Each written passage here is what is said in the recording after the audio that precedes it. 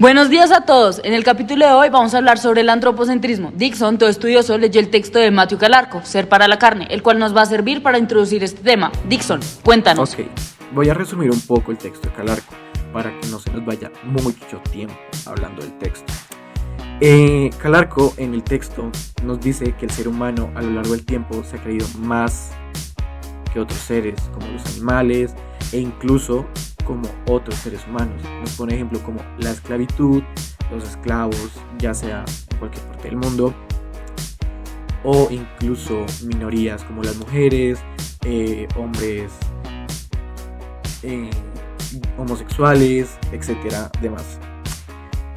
Para esto él cita a Nietzsche y más adelante nos habla del ejemplo de Plumwood, ya que en este ejemplo Plumwood estaba en Australia en una investigación de unos jeroglíficos, no estoy mal, donde iba en un río y fue atacada por un cocodrilo, y al ser atacada ella se sintió como carne, lo cual la hizo reflexionar a tal punto de convertirse en vegana. Cabe aclarar que Plumwood en ese momento ya era vegetariana. También ella hace la reflexión sobre cómo se sienten los animales a la hora de morir. Si bien nosotros los seres humanos con nuestro antropocentrismo hacemos ver que los animales son solo bolsas de carne que solo sirven para el consumo, o incluso no para el consumo, sino más como son seres inferiores. Y con esto pues termino como esta especie de resumen un poco corto. Entonces pues sigue Sara con... ¡Epa! ¡Qué pilera! Yo veo a Juan David con ganas de hablar, pero espérate, lindo. Bueno, es que estamos dejando de lado algo muy importante, lo que es el antropocentrismo. Este es el punto de partida del autor de Ser para la carne, que comienza a relatarnos la historia que ya nos acaba de contar nuestro compañero. Pero, ¿qué es el antropocentrismo? El antropocentrismo es que el ser humano es el centro del universo y del mundo. Es el fin de las cosas, es el que crea su destino y todo eso. Pero se preguntarán, ¿y cuál es lo problemático? Pues que resulta que las preocupaciones intelectuales, morales, de otras criaturas o por otras criaturas, pues vienen a ser subordinadas por las necesidades de las personas. Como nosotros somos lo mejor de lo mejor, pues las demás especies no tienen nada que ver y son peor, por decirlo así, que la nuestra. Entonces ese es el punto de partida que les quiero dar para comenzar nuestra conversación. ¡Qué inteligente nuestro filósofo! Ahora vamos a ir con Valentina, que está con dos ciudadanas que nos van a dar su opinión sobre el antropocentrismo, el veganismo y el vegetarianismo. Vale, vamos contigo. Bueno chicos, el día de hoy estamos con Violeta y Margarita. chicas. Bueno, principalmente les quiero preguntar qué opinan sobre el antropocentrismo. Bueno, yo creo que el antropocentrismo resulta algo problemático, porque aunque yo soy una persona que le da mucha importancia a su individualidad, creo que pues armar una sociedad en torno a creer que el ser humano es el centro de todo lo que existe, resulta no entender la diversidad desde la naturaleza y desde incluso otras cosas que no podemos conocer en el universo, porque eso nos implica también generar sesgos y límites con base en la construcción de sociedad y sobre todo la construcción de conocimiento. Bueno, pues yo creo que el antropocentrismo es un poco problemático porque entiendo que los seres humanos somos las especies más avanzadas que existen en el mundo, pero no somos las únicas que habitamos en él, por lo que por el antropocentrismo se derivan otra cantidad de problemas en torno a cómo nos relacionamos con la naturaleza y con los otros seres vivos que habitan en el mundo. Entonces, creer que somos el centro del mundo, pues genera una serie de problemáticas en cuanto no somos conscientes de los daños que estamos ejerciendo. Aquí nosotras tres estábamos escuchando lo que acaba de comentar nuestro compañero Dixon al respecto del texto Ser para la carne. ¿Qué opinan al respecto? Me resulta un poco conflictivo porque mucha gente a mi alrededor es vegetariana y pues claramente tienen razones sobre la falta de empatía de las personas a la hora de consumir productos cárnicos o derivados de ellos como el cuero, etcétera.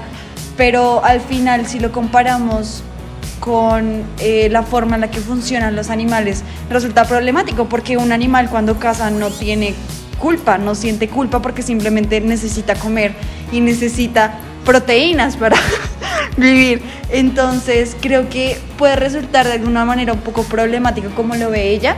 Obviamente como seres humanos tenemos la capacidad de empatizar y sobre todo con seres que sienten, pero digamos que no todos estaríamos dispuestos a hacer la transición de una dieta normal o aceptada socialmente al veganismo o al vegetarianismo como lo conocemos actualmente, sobre todo porque si tenemos en cuenta los retos que existen en países como el nuestro para ingerir únicamente comida vegetariana o proteínas que no tengan carne animal, pues también resulta un poco complicado, porque una persona de estrato medio o bajo no podría acceder a este tipo de beneficios a la hora de elaborar una dieta de este tipo. Entonces creo que hay muchas cosas como a tener en cuenta que tal vez ella no contempla en su análisis social para transformar a las personas hacia el vegetarianismo, pero obviamente es muy válido que ella hable desde su experiencia y sobre todo lo convierta como en una generalización social, teniendo en cuenta también los retos que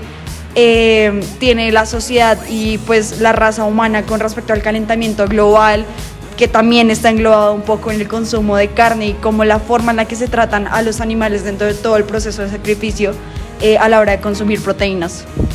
Bueno, en relación a lo que mencionaba Margarita, pues se entiende que a veces es muy difícil comprender por qué alguien se podría volver vegana o vegetariana, teniendo en cuenta que porque nosotros haríamos esto en relación a los animales y los animales no lo hacen en relación a nosotros. Pero creo que es un poco hipócrita pensar en que nosotros siempre nos vendemos como la especie más avanzada y los que más razonan y esto y lo otro, pero no tenemos la capacidad de ceder para los animales, pues ellos comen otras especies porque es lo que tienen en ese entorno y es lo único que pueden hacer para sobrevivir. Pero en nuestro caso sí tenemos un montón más de opciones que nos da la naturaleza y que hemos descubierto porque tenemos la capacidad de hacer estudios científicos y ver cómo funciona nuestro cuerpo. Entonces sí podemos entender que hay otras opciones para no tener que contribuir a sentirse como esta señora se sintió cuando el cocodrilo casi se la come. Así es como una vaca, un pollo, un pescado se siente todos los días de su vida. Un cerdo sabe cuándo lo van a matar. Entonces creo que no estaría de más que como personas sintamos empatía por otros que no son de nuestra misma especie, incluso si no tienen los mismos comportamientos de nosotros. Claro, creo que al ser algo como alimenticio es una decisión muy personal, es difícil de imponerle a toda la sociedad que adquiera este plan alimenticio, pero sí creo que ya es un tema social para las personas que entran en esta dieta, ya que muchas veces son discriminadas y segregadas en poblaciones, por ejemplo en Latinoamérica, donde como la apertura hacia estos temas todavía no es tan amplia y se tiende a juzgar a la gente por tomar estas decisiones. También pues los productos alimenticios para la gente que elige dietas veganas y vegetarianas no son muy asequibles. Por tanto, se debería crear un plan que consiga que estas personas tienen exactamente los mismos derechos que alguien que sigue consumiendo productos animales, porque el hecho de que esté normalizado y el hecho de que en ocasiones pueda salir más económico no quiere decir que esté bien. Bueno, chicas, muchísimas gracias por sus opiniones. Sara, volvemos contigo. Listo, Juan David, ya tienes todos los puntos de vista. ¿Qué nos tienes para decir sobre el antropocentrismo ya con todas las cartas sobre la mesa? Listo. Después de nuestra conversación, intentemos buscar un punto medio entre los dos argumentos, que no están muy disconformes entre sí. Por un lado tenemos a Margarita, quien no es ni vegetariana ni vegana. Ella no está en desacuerdo con esta práctica, es más, respeta a las personas que la realizan.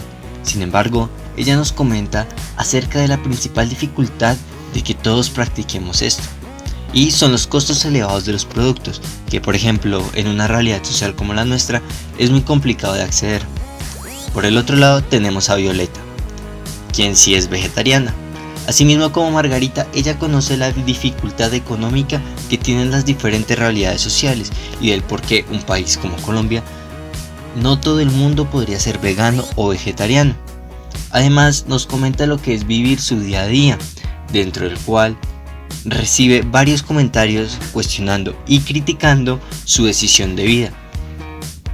Entonces, para concluir, vamos a decir que el veganismo o el vegetarianismo es una decisión de vida, el cual implica mayores costos y una transición paulatina del ser omnívoro al ser vegano o vegetariano. Sin embargo, eso no nos da la potestad de juzgar a las personas que toman esa decisión de vida.